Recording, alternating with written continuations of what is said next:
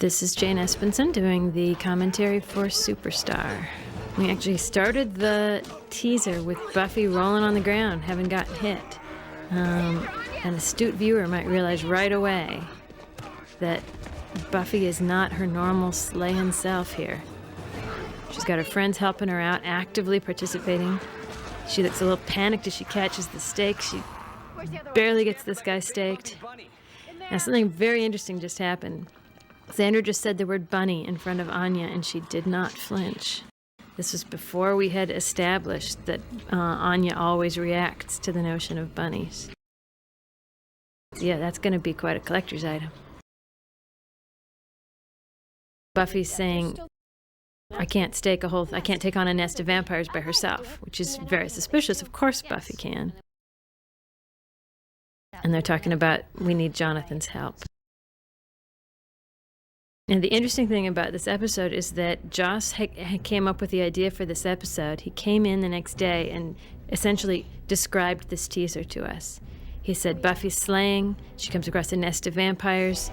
It's too much. They say, who do we need? They go into a big mansion. A chair turns around, and there's Jonathan saying, I think you need my help. This is the only episode of Buffy that I know that has special opening credits, where we inserted shots of Jonathan being heroic as if he had always been a part of the Buffy team. He's in particular doing sort of James Bond kinds of things. He's defusing bombs and waving a gun around. And you'll notice that his sort of theme music throughout this episode, the music that plays when Jonathan is doing his big action sequences, is very James Bondy. It's a little different kind of a supernatural Slayer type than Buffy is.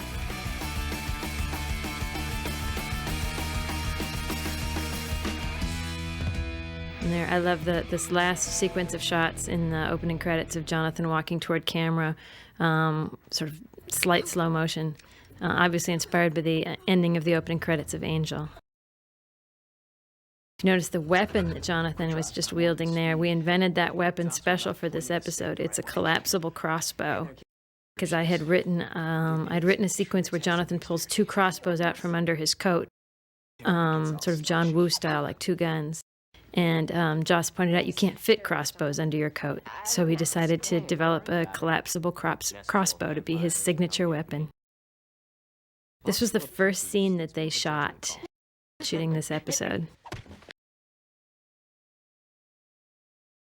Everyone got in right away, got into the fun of this other world. If you look at what Anya's eating in the background, it's a box of Johnny-O's, something our prop department came up with. You see it's got Jonathan's picture there in a football jersey. After the episode was over, I went and I claimed a bunch of the props, so I actually own that box of Johnny-O's.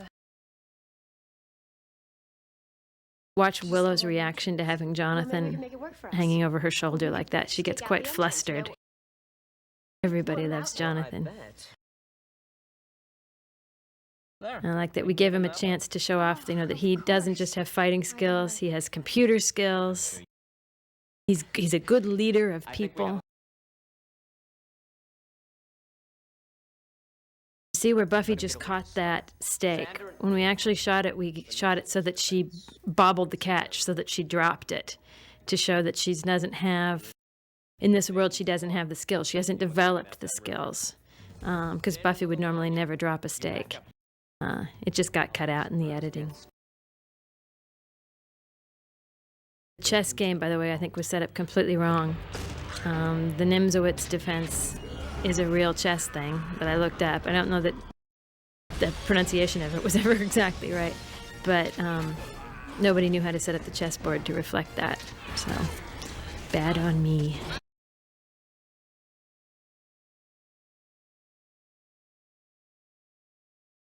Some of these fancy flips that you'll see Jonathan doing are a stuntman who did a very nice job. A couple times when I was just walking around the lot, I was sure it was Danny Strong, and in fact, it was the stunt guy from the back. It's a nice match. Here we see, I like the way this sort of turned out, where he's not condescending to her, he's very encouraging. but in a way that makes very clear that Buffy does not take the initiative. In this world, she's definitely an underling to Jonathan.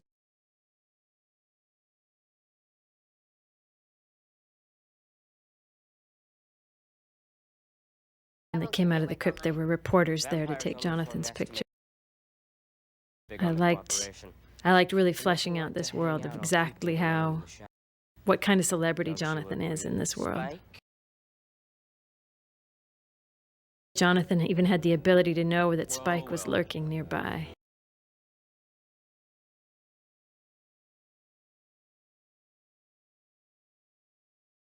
I like the shot where they circle each other.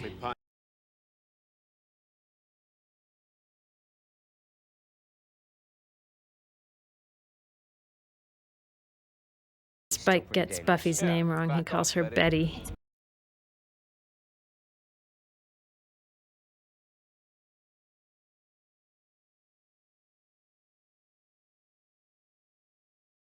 And the nice thing is that Jonathan makes everyone feel important, every member of his team, and Spike, who was quite recently implanted here with the chip. He's still feeling quite weakened by that, but Jonathan makes sure to mention that Spike is still a dangerous enemy, helping Spike feel important too. This is kind of cool. If you'll notice, Tara and Willow are taping pictures to a wall. But, of course, in this angle, the camera is where the wall is. So what they're actually doing here, where it looks like they're taping those up to the wall, is that there is someone kneeling in front of the camera, underneath the camera, with their hands up, and they're actually sticking these photographs to his hands to make it look like there's a wall there.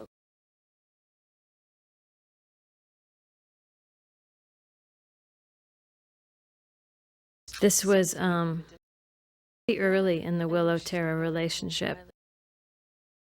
This is Tara's room that they're in.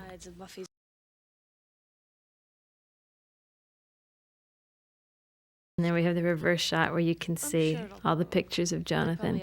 They brought Danny Strong in a couple days before we started shooting the episode and did a full-day photo shoot with him, just getting him, in swimsuits, in the basketball outfit, which you see in the background of this shot in Riley's dorm room or fraternity room, and him in, sort of rock star outfits and football outfits. And he hadn't read the script yet. He had no idea what was going on. All he knew was that he had been called in to have these bizarre photographs taken.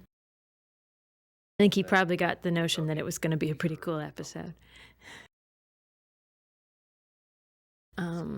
This is scene with Buffy and Riley, where we establish that things are not all cool in Buffy and Riley land because he slept with Faith. And they're finding it hard to talk about it, so they're just sort of letting it fester.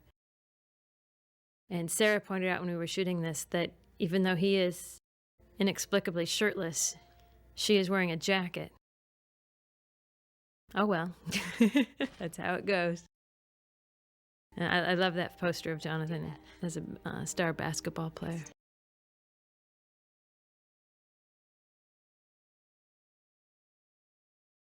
You can actually see, if you looked at Riley's back in that shot, you can actually see a tiny mark on the middle of the left side of his back. That's supposed to be his scar from having been injured very recently.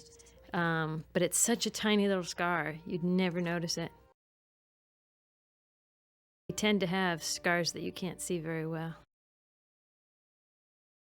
This was Sarah's idea, that we see her mixing this coffee, including all that sugar, and then she gives it to Jonathan, which I thought was really, really clever, that Buffy prepares Jonathan's coffee.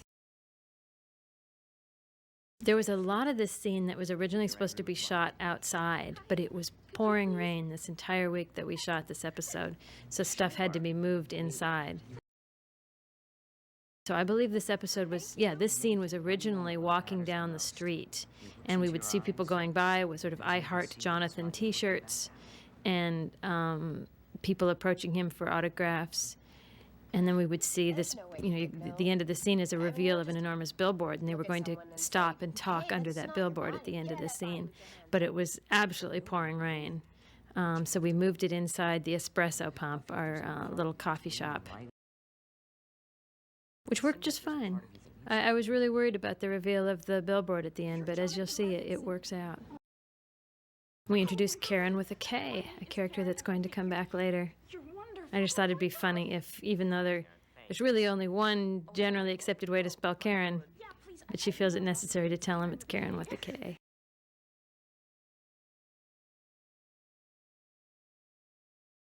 The content of this scene was Buffy expressing concern about her relationship with Riley, and Jonathan saying, it's not that you're having trouble forgiving Faith, it's that you're having trouble forgiving Riley. So he is giving good advice about the Buffy and Riley relationship, which is interesting because even though this episode takes place in this sort of alternate world, it furthers the main arc of the season, because this is something that Buffy and Riley need to work through, and they work through it with Jonathan's help in this episode.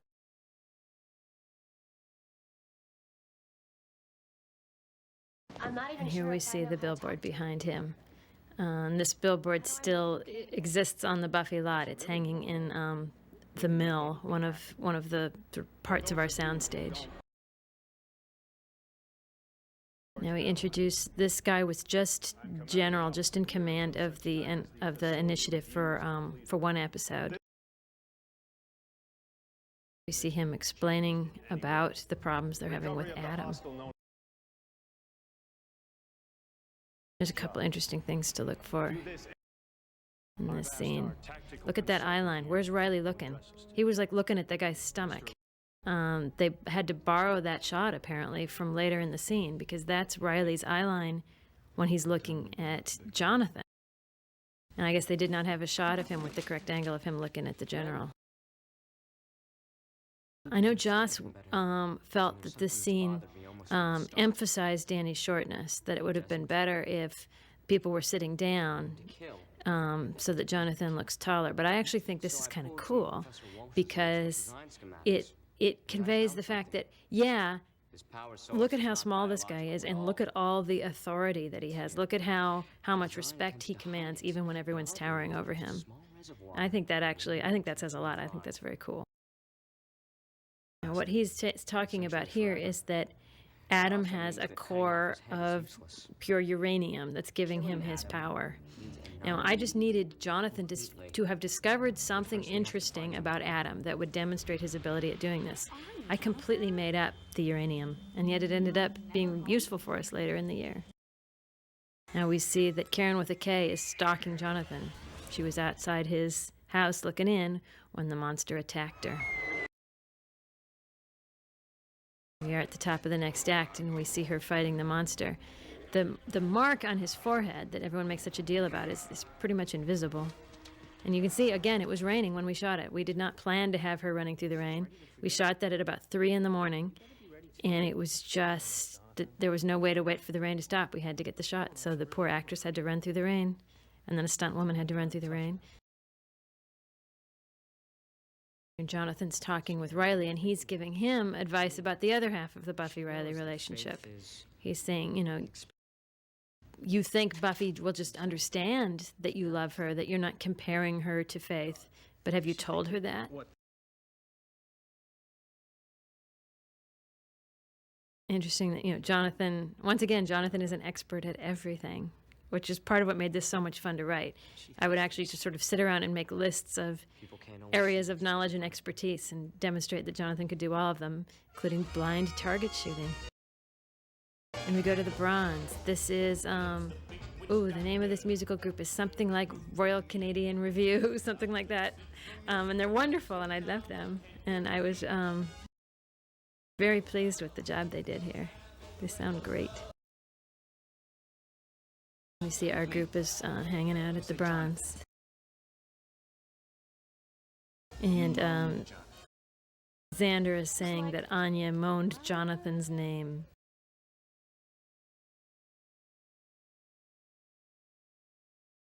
Riley makes what he meant to be a lighthearted comment here, where he says, "I wonder if they're going to make it."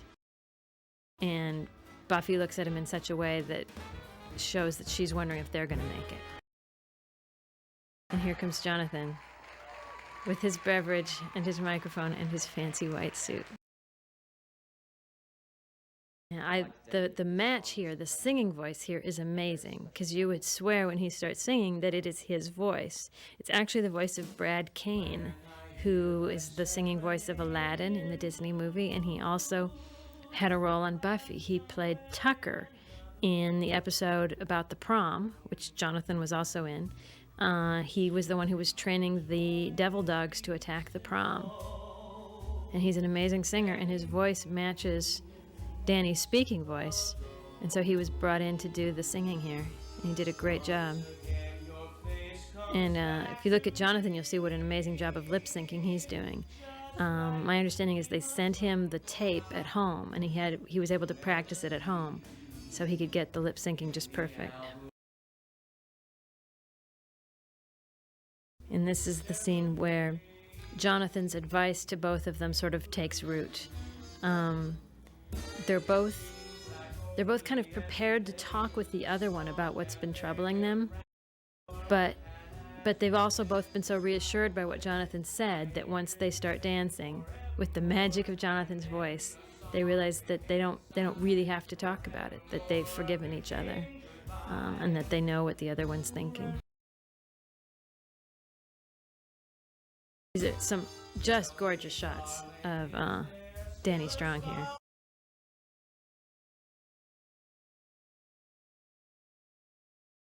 Very good job. I watched Joss supervise the editing of this sequence, and it was pretty amazing watching him put this together, because they only shot this twice. They only shot the shots of him singing twice, and so they had to pull together the best moments of both performances, get them synced up with the song in cases where if there was any part that was off,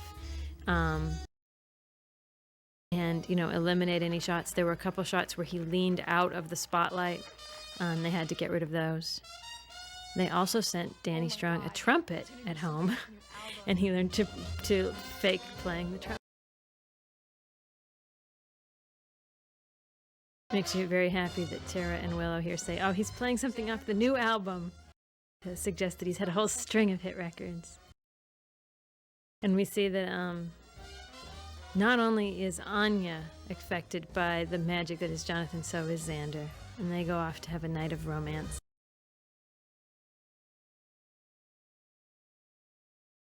But all is not well, because Karen with a K, even though she was attacked outside Jonathan's house, she knows the only person that can help her is Jonathan.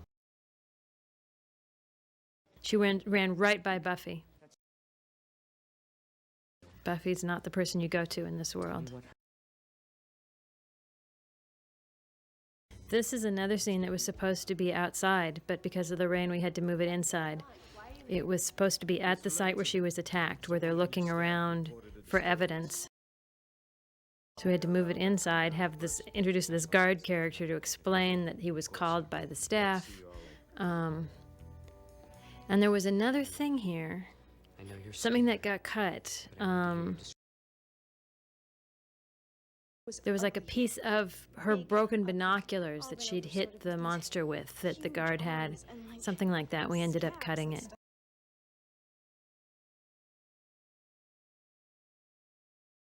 Which is good, because the important thing in the scene is actually the mark.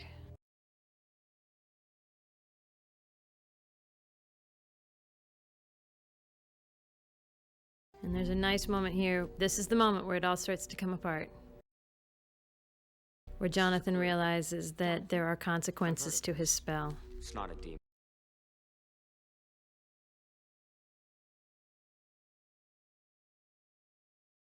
Because that's the first time he really does anything, but that's not beneficial.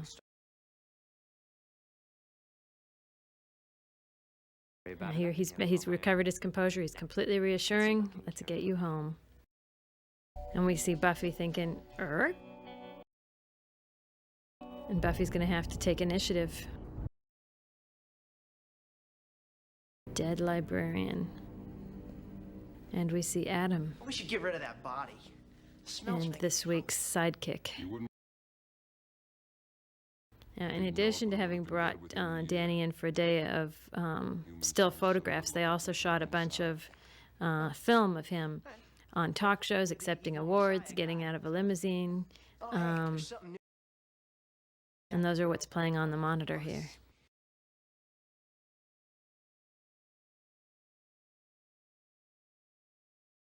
That's shot on our back lot in front of the Sun Cinema, which you'll see in shots of downtown Sunnydale often feature the Sun Cinema Theater.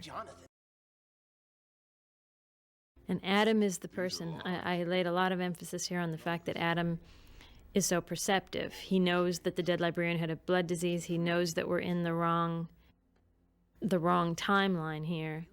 And he makes a comment about how nobody is as aware or alive as he is, which I thought was a nice sort of sociopathic touch, that Adam doesn't consider anyone real but himself, which is really creepy, because that's creepy in the way that human villains are creepy, you know, actual mass murderers.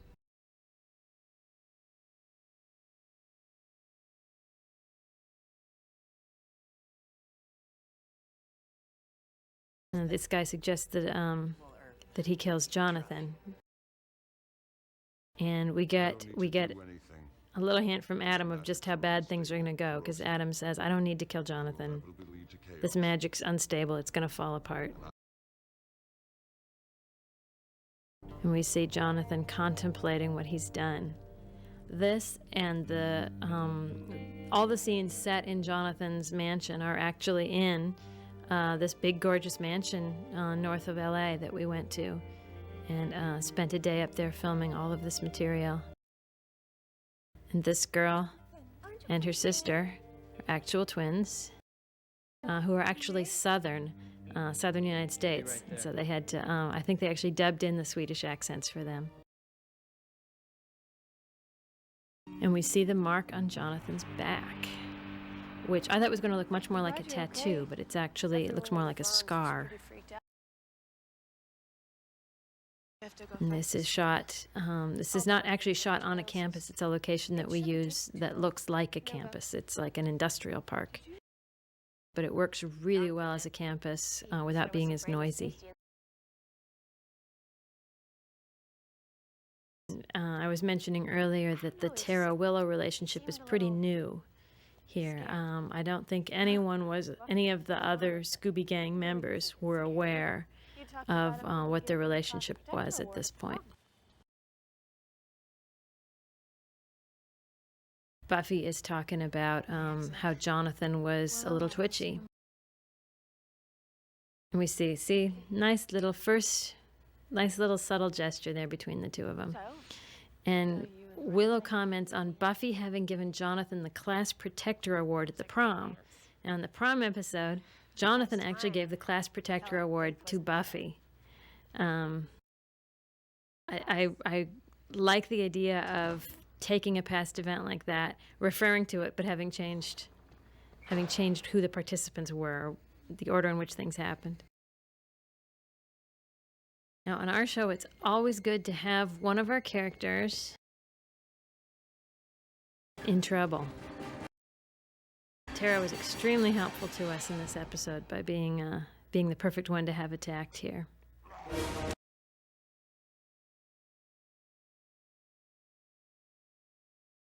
Big monster's going after Tara. We get a better shot of the mark on his forehead here. See Tara do some magic. Now, there's something interesting about this monster. This monster is later explained to be the worst of everything, everyone's nightmare. So he's a very, very bad guy, but he can't get through the wooden door.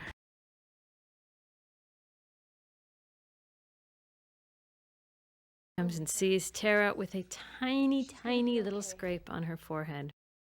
In retrospect, looking back at this, I wish she were more marked up. In fact, see, her chest is scratched, her shirt is torn, there's scratch marks on her arm, but you just can't see it. Poor Tara. We've put her through a lot. She didn't even know what was going to happen to her in the next season. And the season after that.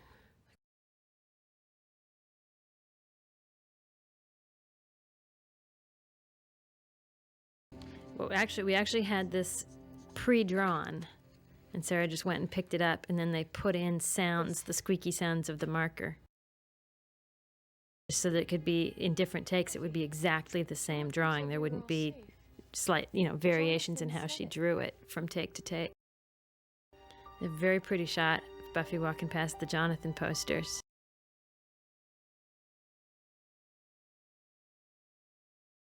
I also made sure when I went down to get props after they were done getting the episode that I got a couple Jonathan posters, because, how cool. This is a scene with Buffy and Anya, which is very unusual. We had not at this point, and rarely since, have we had a Buffy-Anya scene without other people around. I really enjoyed writing this because I like writing for Anya. And this is also where you see a lot of the fine props. The Jonathan autobiography, all the posters, trading cards, and comic books. They made only a few copies of those Jonathan comic books. And after the episode was done and shot, it suddenly occurred to me, well, why aren't there Jonathan comic books? And so I called our liaison at Dark Horse Comics, and I ended up writing an issue, a one-shot of about Jonathan. Jonathan, codename Comrades, where Jonathan fights communist vampires. It was a lot of fun. Anya here actually has some special expertise because she knows about alternate universes because she was a demon. She explains about them. She makes a reference to one of the vengeances that she used to inflict on men was that she would make them fall in love with President McKinley. Which I just thought, she's an old demon. She thinks Buffy's worried about Jonathan because Buffy feels inadequate. So she tries to make Buffy feel better about her own killing abilities. She also makes a reference in this scene to she was at the part of the book where Jonathan invents the internet, which was just kind of a little swipe at then Vice President Gore. Just because it amused me.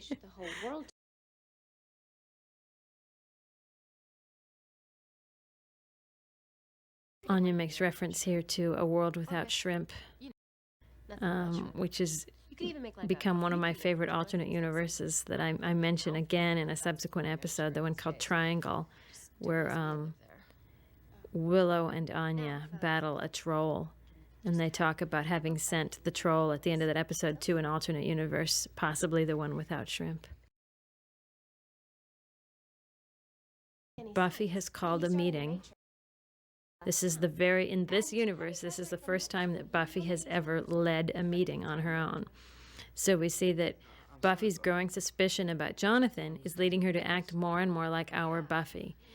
The theme of this episode has to do with how when there's someone around who is the accepted authority on everything, who is the coolest guy in the room, how everyone else can be affected by that they don't blossom themselves, that they step back and let that guy always be in charge. And so it's sort of what would Buffy have been like if she hadn't had to do this, if situations hadn't forced her to step up and be the amazing fighter and commander that she is. If there had been someone there to take that load for her, what would Buffy have been like? And then we see that once that leader starts to crumble a little bit, Buffy is there, that she has the fighting mettle the whole time. You notice Tony Giles is eating in this scene. Someone should make a list of all the scenes in which Giles is eating. He seems to always be hungry when there's a meeting going on. Anya can't stop talking about the world without shrimp.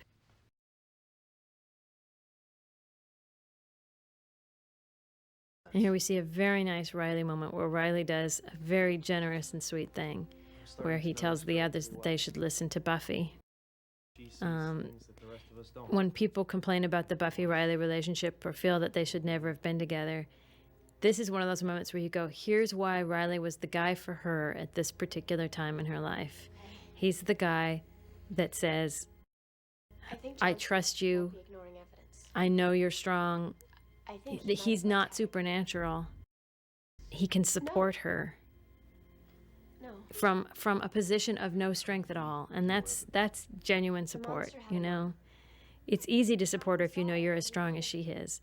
But to have to be in Riley's position and say, let's listen to Buffy, she's the best of us, that's very cool.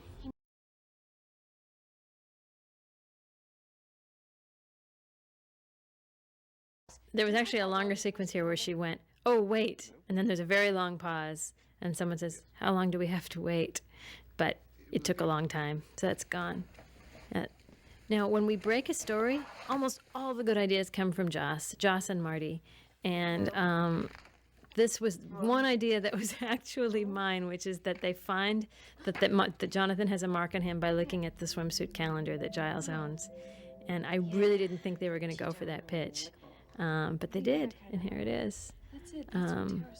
It's really remarkable how much of this stuff comes directly from Joss, and very frequently, when the rest of us are praised, it's for stuff that Joss actually is responsible for. Here's one of the ways in which Anya's really useful. She just blurts something out that the other people would never have said, which allows the story to move forward. It's very useful to have a character like that doesn't censor themselves, because it gets things out in the open and moving along. Now here, Jonathan's required to do something extremely smooth. He's being accused of something. He knows he's guilty. I'm sorry. And he manages to diffuse it, sort of in the way that celebrities currently do, which is you're just completely, you give every appearance of complete openness. He says, this is my fault. This monster, there's something about this monster that muddies my mind, and I'm not at my best. So he's giving every appearance of candor and admission, when in fact he's admitting nothing. He's not taking the genuine responsibility for it here. And I like the way everyone, when Jonathan says, you know, sit down and listen to me, everyone scrambles to sit down. Everyone is so eager to believe his explanation. Even Riley says, oh, that explains everything. They're all so relieved. And that whole alternate universe thing was too freaky. I think I like the way this was shot with them all scurrying to their seats and everything. The way it was shot really captures that feeling of we need there to be a hero. We need there to be a Jonathan in our lives. And they're not ready to accept that could be Buffy. Here there's a little ad lib where someone says goodbye, Jonathan, and Jonathan says goodbye. That wasn't in the script. That's just something the actors did. It just sort of helps bolster that love they all have for Jonathan. This is a nice little action moment where we get to see Jonathan's strength in a moment. Here's a very spicy Buffy and Spike moment where we can see, look how scared she is. And we see him being aggressive toward her in a way he normally wouldn't be, because normally she wouldn't allow him to go that far. But Jonathan's there. This is another one where we don't hide Jonathan's shortness, and I think it works for us.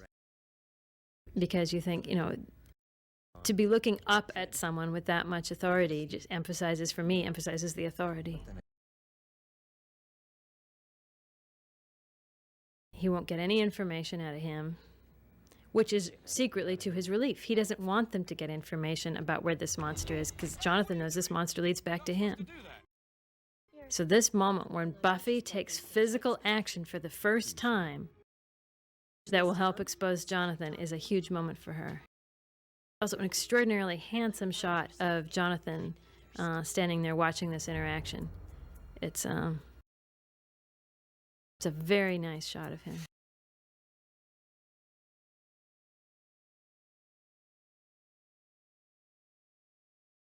Spike gives them the information that they need.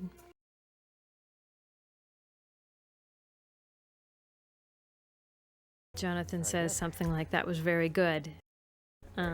Pretty subtle, nice little performance there where it's just clear that he doesn't really mean it, but only if you know that he doesn't really mean it. And this is just sort of a big comedy scene where they're talking about magic, and Riley sort of being exposed for one of his first times to the world that existed around him with magic that he never knew about. And this funny bit with the book catching fire, which I put in thinking they would have to take it out. I thought that would be an enormous and expensive and time-consuming thing. And everyone said, "No, we can do that. We can have Xander's book catch fire." I was so happy. And Willow finds the mark. And here's where the real content of the scene comes in. The rest was just sort of comedy and character moments leading up to it. And here we actually find out the important thing, which is that someone did a spell, Jonathan did a spell, to enhance himself, which created a monster, a nightmare monster.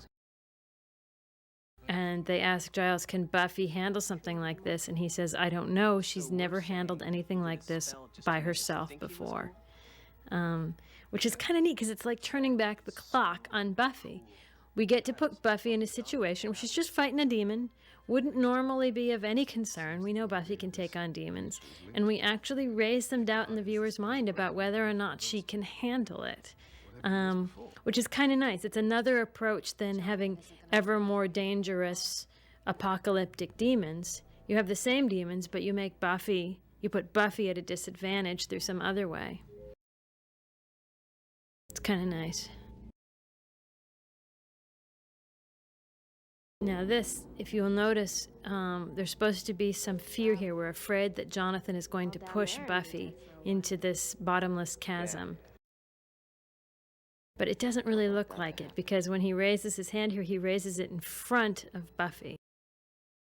It would be really nice if his hand had been behind her so that we might actually, so it would be in a good pushy position. Because there was our monster. 3 act breaks in this episode that just ended on that monster roaring. If I went back and did it again, I think I'd try to make the act breaks a little more varied. I've written episodes since then, and it's always sad when you go back and you look at an old one and you go, oh, maybe I could have done better. No.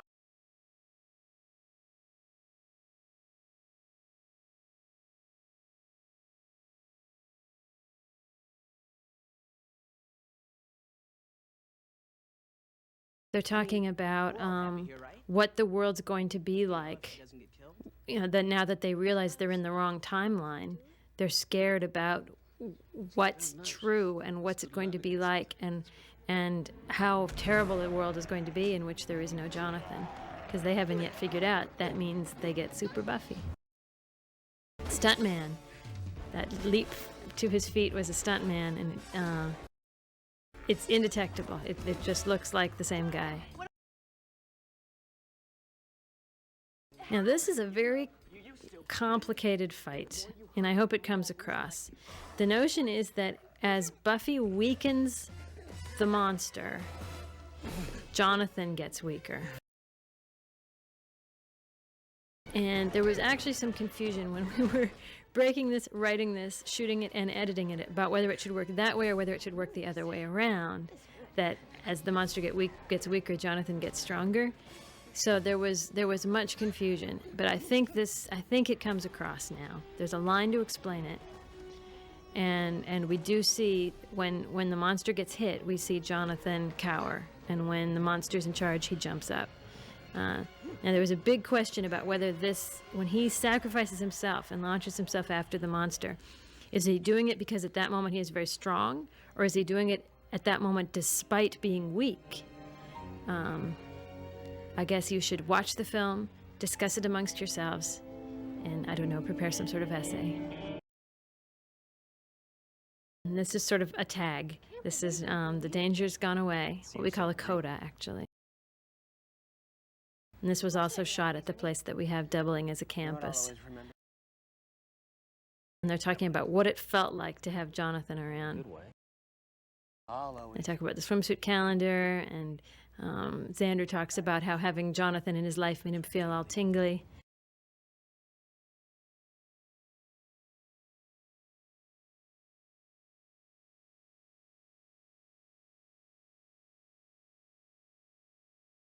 Tara seems to be recovered from the attack.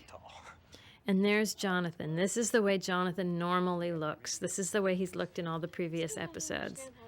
And it's, when you look at this, it is really amazing what the suit and the hairdo did. Because doesn't this guy look, 3 inches shorter and 10 years younger than the Super Jonathan?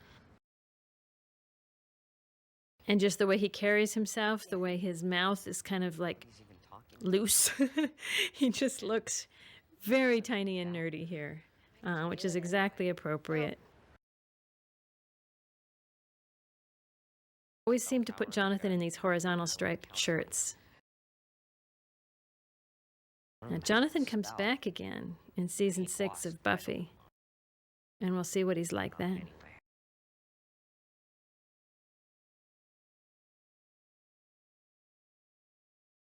And he's talking about, one of my favorite lines is here where she says, people don't appreciate being your little actors, the little actors in your sock puppet theater. And he says, you weren't socks, you were friends. And I really like the line.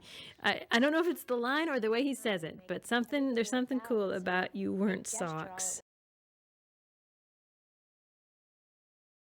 And he tells her about the advice that he gave her when he was Super Jonathan.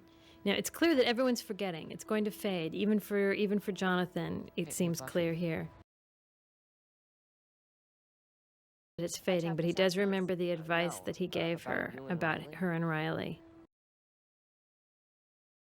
This is the thing. I think this is all Joss, of course, the whole shape of the episode and the themes and stuff. And I really like the notion that this one episode in this strange universe was necessary to get Buffy and Riley through this rough patch.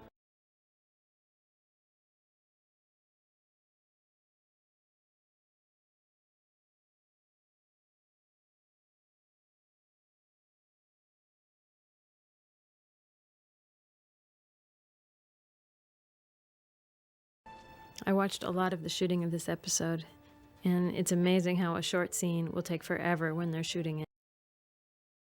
It feels like it was a month out of my life watching them shoot this episode, but a very fun month. And we see Buffy and Riley, and they talk about the fact, Buffy says, I'm glad we talked it through, and Riley says, we didn't talk at all. Because they don't need to. The conflict, this seems to have been a conflict that they could work through without talking.